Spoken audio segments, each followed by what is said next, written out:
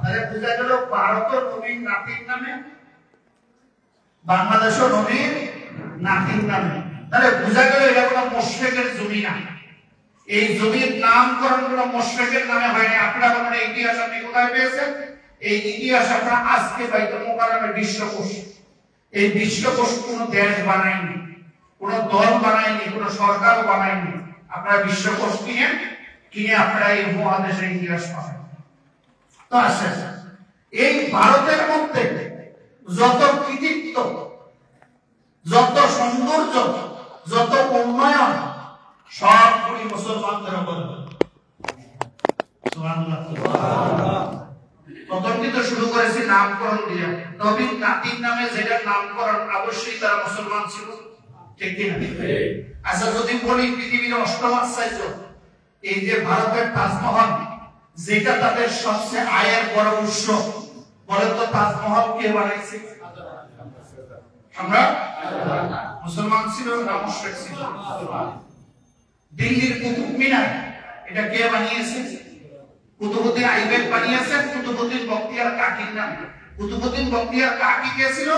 হাজরা মাইনুদ্দিন চিশতি রাহমাতুল্লাহ আলাইহির প্রধান খলিফা কুতুবউদ্দিন বখতিয়ার কাকি।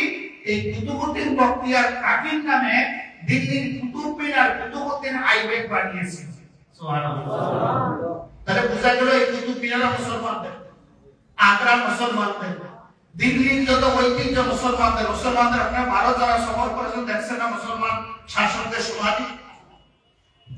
তাহলে এই কৃতিত্ব সব মুসলমানদের, এই জমিন মুসলমানদের।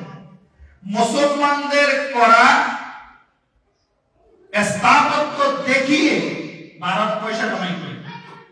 আজকে যারা ভারত থেকে মুসলিম রাষ্ট্রগুলির মধ্যে হুঙ্কার সৃষ্টি করে, ফাসাদ সৃষ্টি করে, এদেরকে ব্রিটিশ এই দেশে রেখে গেছে। নবাব সিরাজউদ্দৌলা কি মুসলমান ছিল না? তার নানা আমিরউদ্দিন খান কি মুসলমান ছিল না? সম্রাট শাহজাহান নাম একটু আগে বললেন, বাদশাহ আলমগীর মুসলমান ছিল না? কত বড় বাদশাহ ছিল জানেন?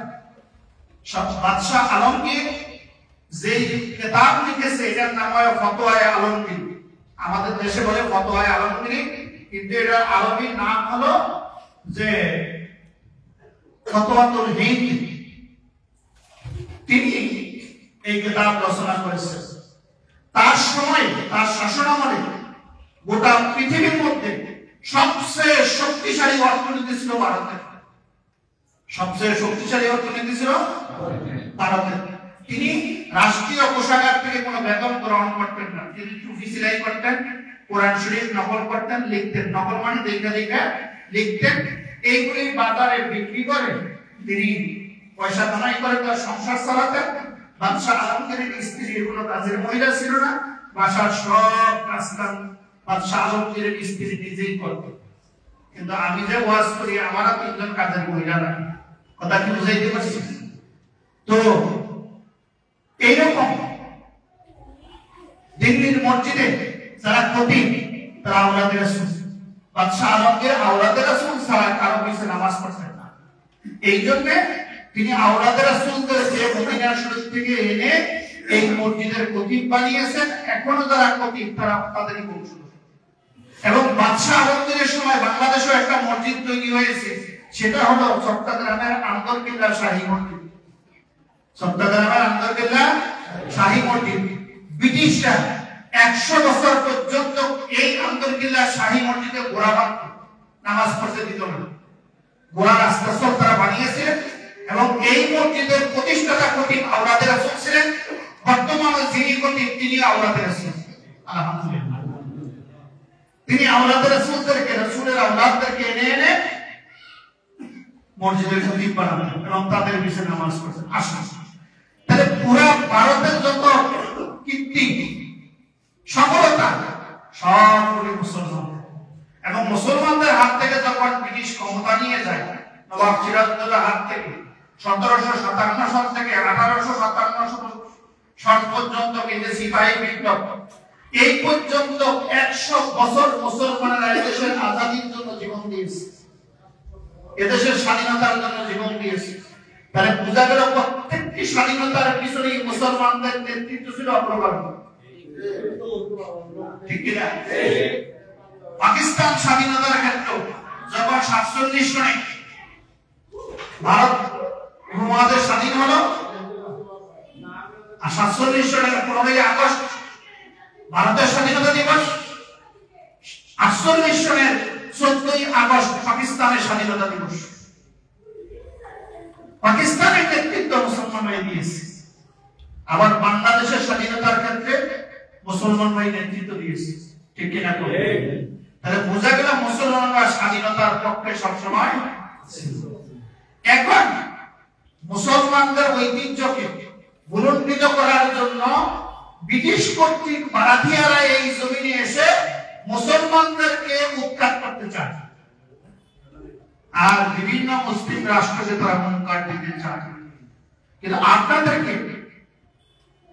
এই ওয়াজ আমি কখনো মসজিদে করি নাই। কেন করতেছি?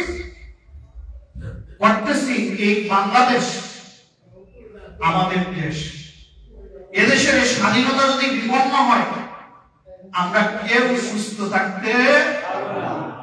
আপনি কি ফিলিস্তিনের মুসলমানরা কি মসজিদে নামাজ পড়তে পারেন? এই যে কয়েকদিন আগে দেখেন, আমি যে কয়েকবার ওয়াজ করেছি এই মসজিদে, যে মুশরিক ইহুদি এবং মুশরিকরা মুসলমানদের জাত দুশমন। আপনি দেখেন সিরিয়াতে বাশার আল আসাদকে দেশ থেকে বিতাড়িত করেছে। তাহলে বাশার আল আসাদ ইসরায়েলের শত্রু ছিল, এখন যারা আসছে তারা তো ইসরায়েলের বন্ধু হওয়ার কথা। আপনারা দেখেছেন 24 ঘন্টায় 480 বার তারা সিরিয়াতে হামলা করেছে।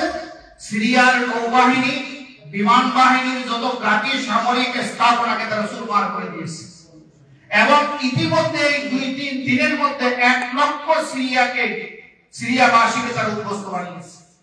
তাই বোঝা গেল আসলে তারা বাশার বিরোধী আর অমুক বিরোধী না, তারা হলো বেসিক্যালি মুসলমান বিরোধী।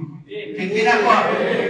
মুসলমানদেরকে তারা জমিন থেকে উৎখাত করতে চায়। ঠিক তেমনি ভাবে বাংলাদেশের স্বাধীনতা সার্বভৌমত্ব আমাদের জন্য কতটা গুরুত্বপূর্ণ। নামাজ পড়া যেমন ফরজ, এদেশের স্বাধীনতা স্থিতিশীলতা বজায় রাখার জন্য প্রত্যেকটি নাগরিকের কাজ করা ঠিক তেমনি ফরজ। ঠিক কিনা? তো আমরা মুসলমানরা কখনো কোনো জাতির উপরে আগে হামলা করি না, এটা আমাদের ডিকশনারির মধ্যেই নেই। কিন্তু আমাদের নিকটতম প্রতিবেশী যারা, তারা কিন্তু এই আচরণ আমাদের সাথে করে না। তারা সব সময় আমাদেরকে সাথে বাঁকা চোখে দেখে খারাপ আচরণ করে। এই জন্য এদেশের প্রত্যেকটি নাগরিক রাজনৈতিক আপনি যে দল করার করেন, কিন্তু দেশটা সকলের। ঠিক কিনা? আমরা নিজেরা ঝগড়াঝাটি যাই করি, এক দলের নামাই, এক দলের মুখে, ওই যেই দল নামাইছি ওরাও কিন্তু আমার দেশের। ঠিক কিনা?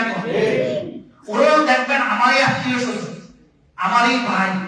তো ভাইয়ে ভাইয়ে ঝগড়া করবো, এই জন্য বাপের সম্পত্তি কোন জালিমের হাতে তুলে দেওয়া যাবে না। ঠিক কিনা? বাপের সম্পত্তি কোন জালিমের হাতে তুলে দেওয়া যাবে না। এরপরে দেখেন আরেকটি কথা বলি, রাসূলুল্লাহ সাল্লাল্লাহু আলাইহি ওয়াসাল্লাম কিয়ামত পর্যন্ত কোন দেশে কি হবে আল্লাহ তাআলা তার রাসূলকে এটা আগেই জানিয়ে দিয়েছেন। এইজন্য রাসূলুল্লাহ সাল্লাল্লাহু আলাইহি ওয়াসাল্লাম ভবিষ্যৎবাণী করে গেছেন। অতীতে যতগুলি হয়ে গেছে ভবিষ্যৎবাণী সঠিক, সামনে যা হবে এইগুলিও হবে সঠিক। সুনানে নাসাই একটি অধ্যায় আছে, এই অধ্যায়টার নাম হলো কিতাবুল জিহাদ বা বাবুল জিহাদ, জিহাদের একটা অধ্যায়। এই অধ্যায়ে দেখবেন তুরস্কের কথা আছে, বিভিন্ন দেশের কথা আছে, এই ভারতের কথাও আছে। আল্লাহ রাসূল 1000 বছর আগে ভবিষ্যৎবাণী করে গেলেন। কি করলেন? আপনারা 3600 সম্ভবত 3600 অথবা 3175 নম্বর হাদিস, রাসূলুল্লাহ সাল্লাল্লাহু আলাইহি ওয়াসাল্লাম বলেছেন, আবু হুরায়রা রাদিয়াল্লাহু আনহু থেকে বর্ণিত, আন আবি হুরায়রা রাদিয়াল্লাহু তাআলা আনহু قال وعدنا رسول الله وسلم غزوة الهند فإن أدركتها فيها نفسي ومالي وإن قتلت كنت من أفضل الشهداء وإن رجعت فأنا أبو هريرة المحرر حضرت أبو هريرة رضي الله عنه বর্ণিত وأذن رسول الله صلى الله عليه وسلم রাসূলুল্লাহ সাল্লাল্লাহু আলাইহি ওয়াসাল্লাম বলেছেন সাহাবায়ে কেরামদের থেকে ঘোষণা নিয়েছেন গাজওয়াতুল হিন্দ এই হিন্দুস্তানের বিরুদ্ধে মুসলমানদের একটি যুদ্ধ হলো এরপরে আবু হুরায়রাকে বললেন ফাইনা দারাতুহা ফিহা মা নাফসি ওয়া মালি ও আবু হুরায়রা তখন যদি তুমি দুনিয়াতে বেঁচে থাকো তাহলে তোমার জান এবং মাল এই গাজওয়াতুল হিন্দের জন্য উৎসর্গ করবে আর শুনে রাখো ফাইন কুতিলতু কুনতু ফি মিন আফদালাশ শুহাদা আর এই গাজওয়াতুল হিন্দের বিরুদ্ধে যে লড়াই হবে মুসলমানদের যুদ্ধ হবে এই যুদ্ধে যারা শহীদ হয়ে যাবে আফদালাশ শুহাদা তারা পৃথিবীতে সর্বশ্রেষ্ঠ শহীদ হিসেবে আল্লাহর শাহী দরবারে গণ্য হবে সুবহানাল্লাহ এরপর আল্লাহ রাসূল বলেন ওয়াইন রাজাতু ফানা আবু হুরায়রাতাল মুহাররার আর হে আবু হুরায়রা এই যুদ্ধে যারা বিজয়ী হয়ে যাবে তারা জাহান্নাম থেকে মুক্তি লাভ করবে সুবহানাল্লাহ আল্লাহ তাদেরকে জাহান্নাম থেকে মুক্ত করে দিবে আসেন যুদ্ধ কয় প্রকার আমরা মনে করি এক দেশ আরেক দেশে হামলা করলে এটা বুঝি যুদ্ধ এটা যুদ্ধের একটা চূড়ান্ত পর্যায় যুদ্ধ করার আগে প্রথম যুদ্ধ হয় সাংস্কৃতিক যুদ্ধ সাংস্কৃতিক যুদ্ধ কি মুসলমানদের জীবনে কৃষ্টি কালচার সভ্যতা সকল ক্ষেত্রে আছে বাথরুমে কিভাবে যাবেন বাথরুম থেকে কিভাবে বের হবেন মসজিদে কিভাবে আসবেন মসজিদ থেকে কিভাবে বের হবেন খাবার কিভাবে খাবেন খাবার শুরুতে কি বলবেন খাবার শেষে কি বলবেন স্ত্রী ছেলে মেয়ের সাথে কিভাবে আচরণ করবেন প্রতিবেশীর সাথে কিভাবে আচরণ করবেন এমন কোন ক্ষুদ্র থেকে ক্ষুদ্রাতি বিষয় নাই যেটা মুসলমানদের কৃষ্টি কালচার সভ্যতার মধ্যে নাই সবাহাল কাদা সবাহাল লাই এগুলি বলবে গুড মর্নিং গুড ইভিনিং এটা বলবে কি বলবে আসসালামু আলাইকুম এটা একটা অর্থ আছে এই সালাম আল্লাহ নিজে আদম আলাইহিস সালামকে শিখিয়েছে সুবহানাল্লাহ এজন্য প্রত্যেক নবীদের সালাম ছিল আসসালামু আলাইকুম ওয়া রাহমাতুল্লাহ তাহলে মুসলমানদের কৃষ্টি কালচার সভ্যতা আছে তাই প্রথম মুসলমানদের যে সংস্কৃতি কৃষ্টি কালচার সভ্যতা এটা মুক্ত আকাশ স্যাটেলাইটের মাধ্যমে ইলেকট্রনিক মিডিয়া প্রিন্ট মিডিয়ার মাধ্যমে মুসলমানদের এই কৃষ্টি কালচার সভ্যতার সংস্কৃতিকে ভুলিয়ে দেওয়া হচ্ছে এটা পশ্চিমা শক্তি মুশরিক শক্তি এরা মুসলমানদেরকে ভুলিয়ে দিচ্ছে এবং মুসলমানদের ইয়ং জেনারেশন আজকে তাদের কালচারে হয়ে গেছে ঠিক কি না তার মধ্যে দেখেন আমরা মুসলমানের সন্তান যদি পোশাকের ক্ষেত্রে পড়ি পোশাকের ক্ষেত্রেও একটা স্বাধীনতা থাকবে কিনা শার্ট পরেন প্যান্ট পরেন ঢিলা ঢালা করবেন যাতে শরীরের উঁচু নিচু অঙ্গ প্রত্যঙ্গগুলি দেখা না যায় কিন্তু আমরা কি করেছি পুরুষের টাকনুর নিচে পায়জামা পরা লুঙ্গি পরা হারাম মহিলাদের টাকনুর উপরে পরা হারাম এই কৃষ্টি কালচার সভ্যতা দিয়া মহিলাদেরকে হাফ প্যান্ট পরানো শুরু করছে মুসলমানেরা আর পুরুষ যত প্যান্ট বানায় সব টাকনুর নিচে আল্লাহর হাবিব বলেন কিয়ামতের ময়দানে তিন শ্রেণীর মানুষের দিকে আল্লাহ তাকাবে না তাদেরকে পবিত্র করবে না তাদের সঙ্গে আল্লাহ কথা বলবে না তার মধ্যে এক শ্রেণী হলো যেই পুরুষেরা টাকনুর নিচে প্যান্ট পায়জামা লুঙ্গি পরে আল্লাহ তাদের দিকে তাকাবে না তাদেরকে পবিত্র করবে না তাদের সঙ্গে আল্লাহ কথা বলবে না নাউজুবিল্লাহ তাই আমরা পুরুষরা সেই কাজ করছি আর যেই সমস্ত মহিলারা অত উলঙ্গ হয়ে যাবে আল্লাহ তাদের দিকে তাকাবে না তাদেরকে আল্লাহ ক্ষমা করবে না তারা দায়ুস, তারা কি দায়ুস, তাদের স্বামীরও দায়ুস, তার বাপ দায়ুস, তার সন্তানরাও দায়ুস। এইভাবে কৃষ্টি কালচার সভ্যতা এই সাংস্কৃতিক যুদ্ধের মাধ্যমে আমাদেরকে প্রেরণা দেওয়া হচ্ছে। এই জন্য মুসলমানদেরকে তার সংস্কৃতি থেকে ফিরে আসতে হবে। 2 নম্বর যুদ্ধ হইল লেখনিক যুদ্ধ। সেটা কি হচ্ছে? পেপার পত্রিকায়, ইলেকট্রনিক মিডিয়া, প্রিন্ট মিডিয়াতে, তারপরে ফেসবুকে, ইন্টারনেটে দেখবেন যদি বাংলাদেশের বিরুদ্ধে কেউ লেখে তাহলে মনে করবেন এটা লেখনি যুদ্ধ শুরু হয়ে গেছে। তাহলে গাজওয়াতুল হিন্দ, হিন্দের সঙ্গে যে যুদ্ধ হবে, যুদ্ধ তো চূড়ান্ত যুদ্ধ একদিনে হয় না। প্রথম হলো সাংস্কৃতিক যুদ্ধ।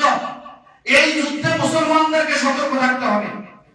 2 নম্বরে হলো লেখালেখির মাধ্যমে যুদ্ধ, লেখনির মাধ্যমে যুদ্ধ। যদি বাংলাদেশের বিরুদ্ধে কেউ লেখে তাহলে প্রত্যেক মুসলমানের জন্য অথবা এই ভূখণ্ডে যারাই বসবাস করবে, হিন্দু, বৌদ্ধ, ইহুদি, খ্রিস্টান, প্রত্যেকের দায়িত্ব হলো তার দেশের স্বাধীনতা সার্বভৌমত্ব সম্পর্কে সে লিখবে।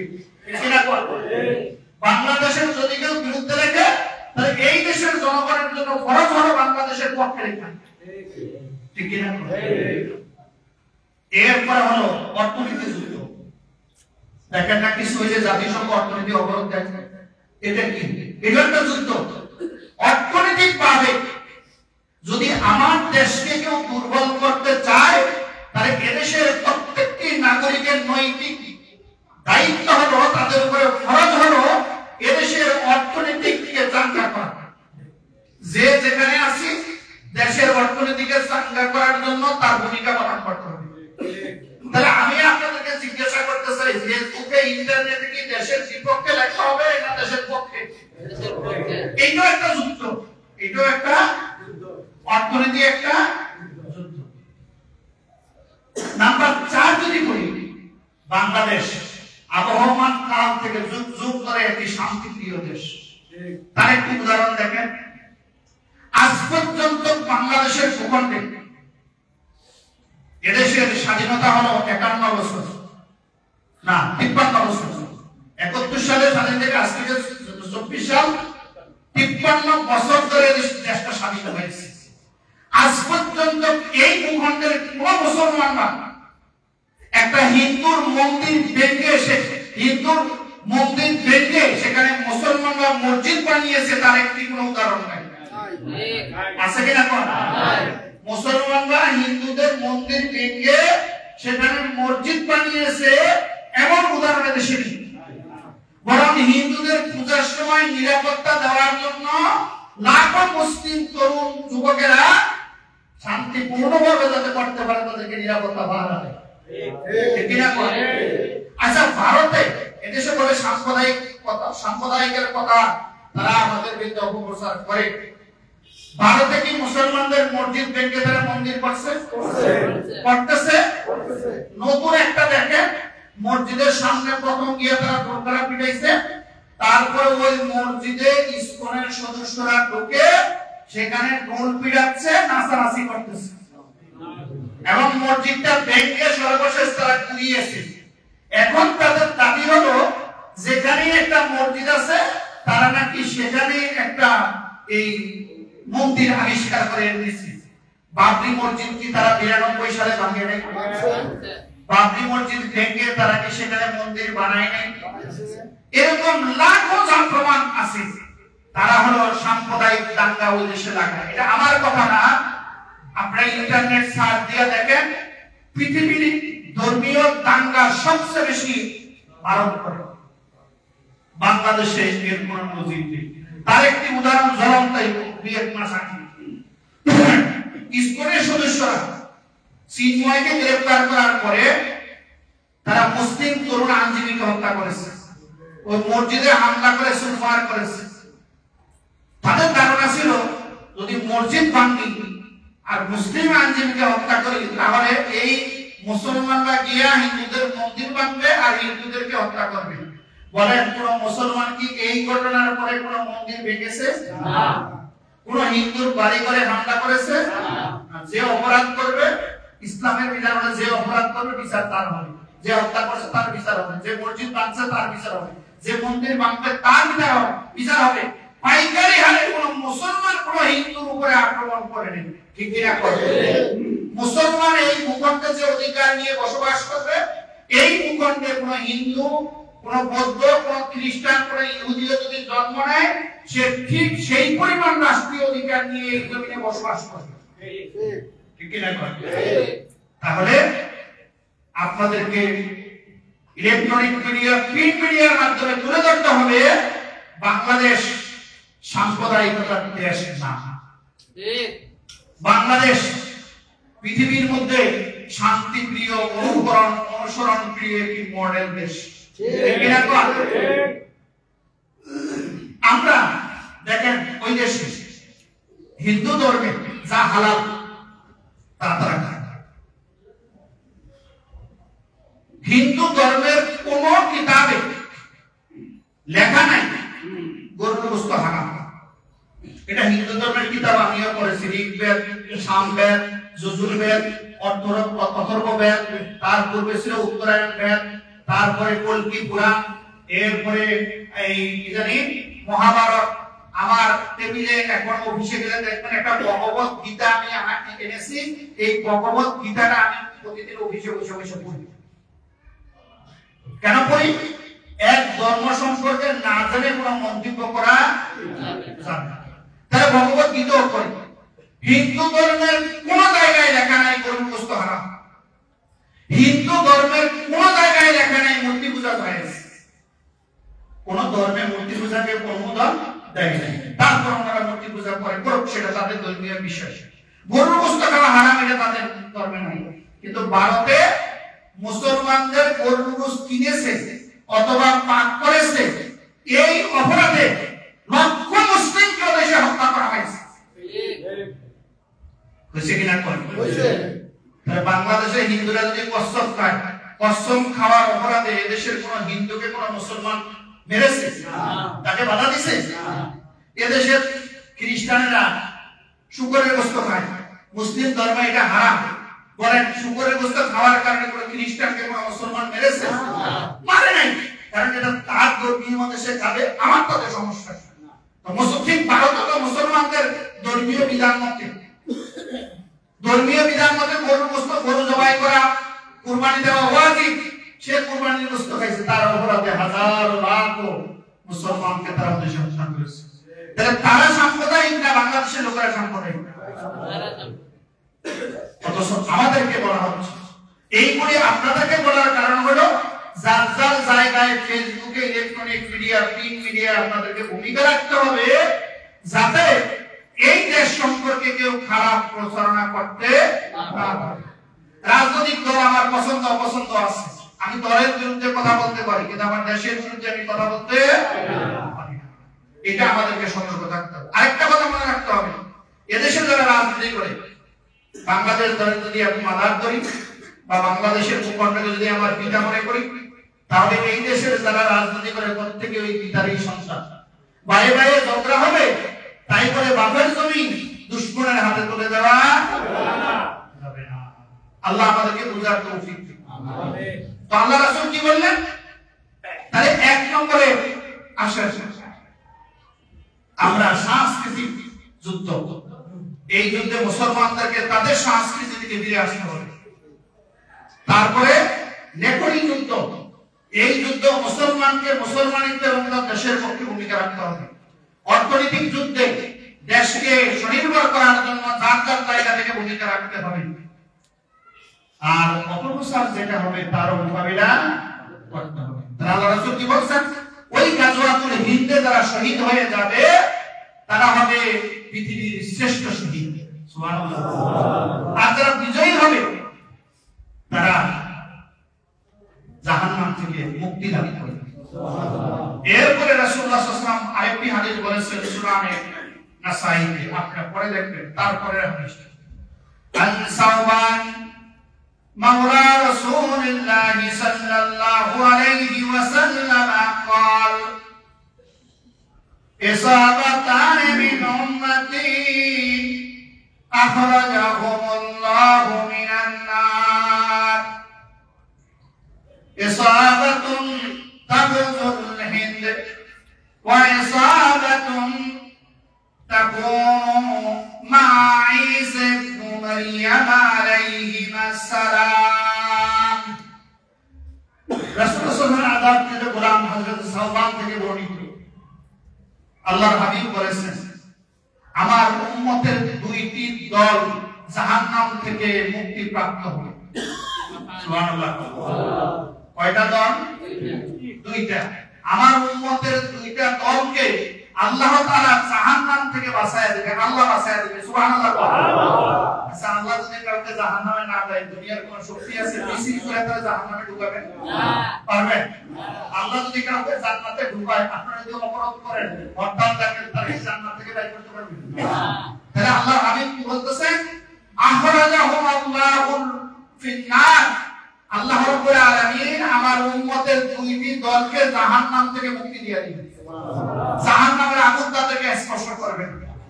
তার মধ্যে একটা হলো ইসাবাতুন তাগজুল হিন্দ। একটা দল হবে হিন্দুস্তানের বিরুদ্ধে যারা লড়াই করবে, কারণ এই হিন্দুস্তানের মুশরিকরা মুসলমানদের উপরে নির্যাতন করতে করতে করতে করতে যখন মুসলমানদেরকে পাগল পারা করে তুলবে, জুলুম করতে করতে, তখন আমার উম্মতের একটি দল এই হিন্দুস্তানের বিরুদ্ধে লড়াই যারা করবে, গাজওয়াতুল হিন্দে যারা শরীক হবে, আল্লাহ তাদেরকে জাহান্নামের আগুন থেকে মুক্তি দিয়ে দিবেন। আরেকটা দল কি হবে? ওয়াইসাবাতুন মুসাবাতুন তাকুনু কুনতু মা ঈসা ইবনে মারইয়াম আলাইহিস সালাম। ঈসা আলাইহিস সালামকে পৃথিবীতে পাঠাবেন।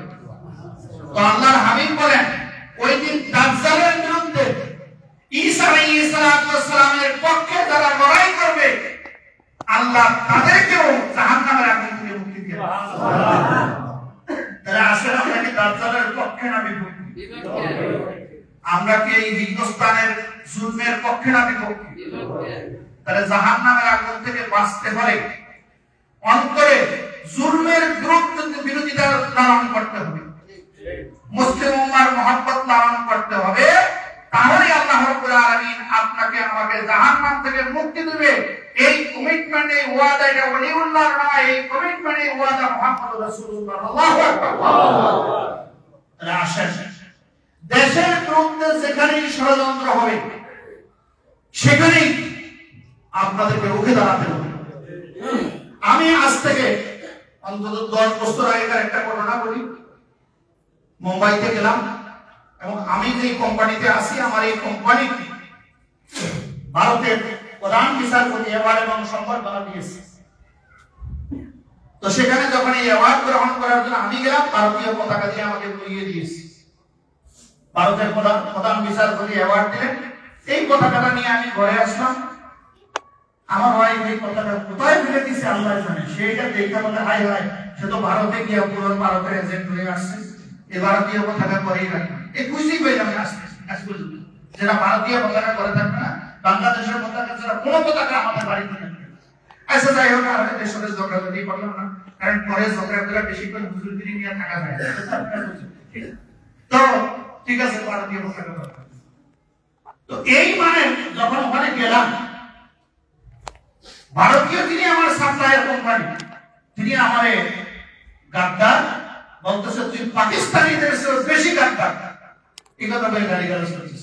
আর আমাকে বলতেছে, তুই নিমক খারাপ, তোকে 71 সালে স্বাধীনতা এনে দিছি, আজকে তুই আমার মুখের উপরে কথা বলছিস। তো মুম্বাই ক্লাসিক্যাল ক্লাব, সেখানে আমার জন্য রুম রাখা হয়েছে। আমি রাগ করে ক্লাসিক্যাল ক্লাব থেকে বের হয়ে আরব সাগরের পারে একটা 5 স্টার হোটেল ওখানে গিয়ে উঠলাম। ওইটা কথা বলতে এবার আগে, কারণ ওইটা তুই বুকিং দিছিলে, এখন হোটেলে আসছে। তাই বললাম যে তুমি একটু আগে আমারে পাকিস্তানিদের চেয়ে বেশি গাদ্দার বলেছো, আর 71 সালে আমার স্বাধীনতা তুমি আইনা দিছো, এই জন্য তোমার মুখের উপরে কথা বলার কারণে আমি নাকি বেঈমান হয়ে গেছি। তুমি শুনে রাখো, 71 সালের স্বাধীনতা এনে দেওয়ার কারণে তোমাকে দৈনিক $10 কোটি করে বাংলাদেশ ব্যাংকে জমা করতে হবে। বলো কেন? তাহলে কেন? অর্থ কারণ। তার 1 নম্বর কারণ হলো, যদি আমার এই দেশ পূর্ব পাকিস্তান থাকতো, তাহলে তোমার দেশে অ্যাটম বোমা আছে, পাকিস্তানে অ্যাটম বোমা আছে, আমার ডাকাতও 210টা অ্যাটম বোম থাকতো, কিনা করে? তারা আমি অ্যাটম বোম দিয়ে বহু আগে তোর ক্যালকাটা 1919 এগুলি দখল করে নিয়ে দিল। নাম্বার 2, এই সেভেন সিস্টার যেটা আলাদা করছো, এক বোম এখানে অ্যাটম বোম মারতাম, এই সেভেন সিস্টার বাংলাদেশ বানায় বানাই করে। পাকিস্তান আমলে 4400 কিলোমিটার তোমার ভারতের সাথে আমার বর্ডার, এইটা পাহারা দিতে তোমার 4 লক্ষ সৈন্য লাগতো। এখন বাংলাদেশ হওয়ার কারণে তোমার 10,000 সৈন্য লাগে না। আর পাকিস্তানের সময় 4 কিলোমিটার ভিতরে তো ভারতীয় সৈন্যরা থাকতো। আর এখন আমার ভূখণ্ডে দুইটা করা প্রতিদিন ঝামেলা করছে, এখন তার সৈন্য লাগে না। ওই 4 লক্ষ সৈন্যদের বেতন হয় মাসে 2 লক্ষ বাংলাদেশকে দিবি, আর 2 লক্ষ তুই রাইখা দিবি। এরপরে তোদের সাথে তোর এই যে কালকা পোর্টে আমি যে আসলাম, এখান থেকে যদি পাকিস্তান থাকে তাহলে পাকিস্তান থেকে আমার দেশে মাল ঢুকে নিয়ে দিত। এখন তোর দেশ থেকে আমি মাল নিচ্ছি, তোর দেশের অর্থনীতি সমৃদ্ধ হচ্ছে, তো ব্যবসা যা কাম করা অর্ধেক আমাদেরকে দিবি, অর্ধেক বাংলাদেশকে দিবি। এরপরে মুক্ত আকাশ স্যাটেলাইটের নামে আমার দেশের তোর দেশের যত টিভি আছে সব চলতেছে। আর তোরা এত বড় গাদ্দার, আমার দেশের জাতীয় টিভি যেটা বিটিভি, এই বিটিভি পর্যন্ত তোদের কোনো চ্যানেলের রাখস নাই। তো স্যাটেলাইটের মাধ্যমে যা কামাইতেছ তা অর্ধেক আমাদেরকে দিবি, অর্ধেক তোরা নেই। এই জন্য $10 কোটি করে দৈনিক তোরা আমাদেরকে বাংলাদেশকে দিবি, তোরা শান্তিতে আসিস। এরপরে মনে রাখিস 71 সালে পিন্ডি আমার জাতীয় বেরি, তাদের গোলামি আমরা মানিনি। আর দিল্লির গোলামি মেনে নেওয়ার কোনো প্রশ্নই আসে না। দিল্লির গোলামি আমরা মানি না, আমরা মানি ঢাকার গোলামি, আমরা মানি বাংলাদেশের গোলামি। আমি বাংলাদেশে বিশ্বাসী, বাংলাদেশের স্বাধীনতা সার্বভৌমত্বে বিশ্বাসী, সুতরাং কোন দেশের গোলামিতে আমরা বিশ্বাসী না। এইটা বলার পরে সে সোফা থেকে লাফ দিয়ে বসছে। আমি লাফালাফি করলে কাজ হবে না, আমি এখন চলে যাবো বাংলাদেশে। কিন্তু দৈনিক $10 কোটি তো বাংলাদেশকে দিতে হবে, মনে রাখিস।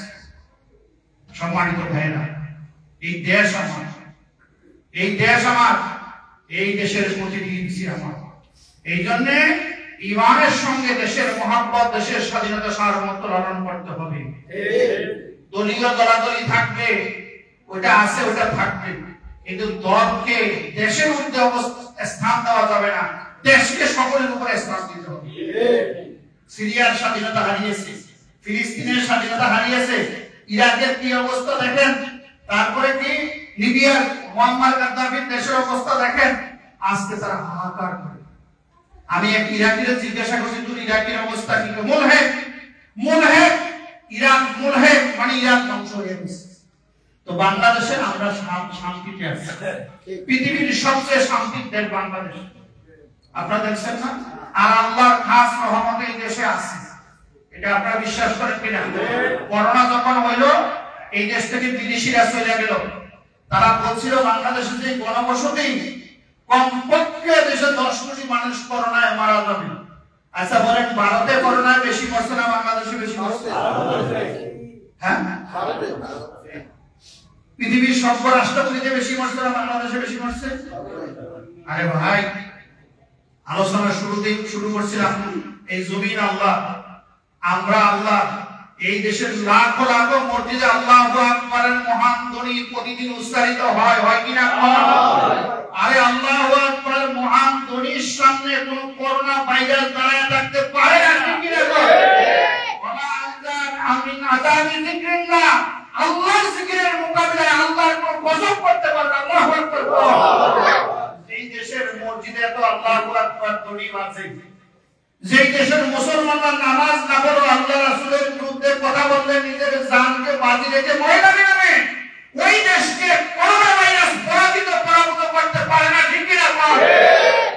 সুতরাং করোনা থেকে যে আল্লাহ আমাদেরকে বাঁচিয়ে দিয়েছে, এই কিন্তু আমার আল্লাহ। তাহলে এখন যারা পালায় গেল, 10 কোটি মানুষ আমার দেশে মারা যাবে, 10 কোটি মারা গেছে এখন ধরা যাবে, 1050 মারা গেছে। হ্যাঁ, 50 হয়েছে না? ধরুন 50,000 নিচে করোনায় যে মারা গেছে, 50,000 নিচে না? নিচে না? তাহলে এই রহমতটা কার? আল্লাহ। এই দেশের মতো উন্নত দেশ, আমি ইউরোপ কান্ট্রিও সফর করেছি, পৃথিবীর উন্নত রাষ্ট্র দেখেছি। এই পর্যন্ত 50টা দেশ আমি সফর করছি, আলহামদুলিল্লাহ। এটা ফখরের বিষয় না। ওখানে গেলে রন্ধ্র দেখে আমার দেশটা ভালো না ওই দেশটা ভালো। আরে আমার দেশের মাছ, আমার দেশের গরুস, আমার দেশের গম, আমার দেশের মুসুরি ডাল সারা পৃথিবীতে সারা সবচেয়ে বেশি ভিটামিন আমার तमाम পৃথিবীর মধ্যে যত ইলিশ মাছ আছে 80% বাংলাদেশে, 20% গোটা পৃথিবীতে। আল্লাহু আকবার। বাংলাদেশের ইলিশ মাছের চেয়ে সুস্বাদু ইলিশ মাছ পৃথিবীতে নাই। তাহলে এটা কার রহমত? আল্লাহ। আমরা সেই দেশের নাগরিক, পড়না আলহামদুলিল্লাহ। আলহামদুলিল্লাহ। এই জন্য সব সময় আমরা দেশের পক্ষে থাকি। আমার বাবাও যদি দেশের বিরুদ্ধে কথা বলে তাহলে বাবার পক্ষে না দেশের পক্ষে? আমার ভাই, আমার দল, আমার প্রিয় মানুষও যদি দেশের বিরুদ্ধে কথা বলে তাহলে আমরা দেশের পক্ষে থাকবো। আগেই বলছি দল থাকতে পারে, দলের বিরুদ্ধে কথা হইতে পারে, দেশের বিরুদ্ধে কোনো কথা। আল্লাহ তাআলা আমাদেরকে দেশের উন্নতি, অগ্রগতি, সমৃদ্ধির জন্য কাজ করার তৌফিক দান করুন। এদেশের স্বাধীনতা, সার্বভৌমত্ব, আজাদী কিয়ামত পর্যন্ত আল্লাহ পাক কায়েম রাখুন। সুন্নাত যারা পড়েননি পড়েন।